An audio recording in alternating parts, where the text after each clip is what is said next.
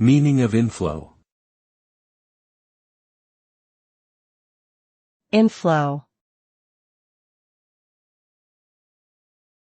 Inflow. Inflow. Inflow. Inflow refers to the movement of something, typically a liquid or gas, into a particular place or area. It can also refer to the amount of money or resources entering a system or organization. In a financial context, inflow refers to the amount of money coming into an account, such as income or investments.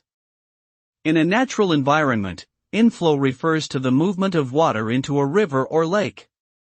The term inflow is often used in technical and scientific contexts to describe the movement of substances and is important in many fields, including meteorology, hydrology, and finance.